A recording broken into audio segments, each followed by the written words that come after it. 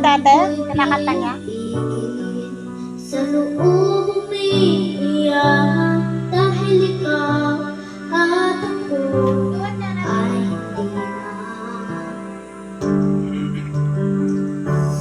At ang hirap magpapanggap ako na ako ay masaya kahit ang totoo ay talagang wala ka na.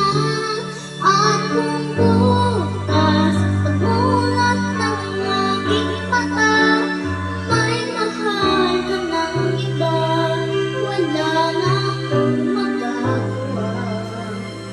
Di ba? Nakakapipig lang pala dahil malakas po rin.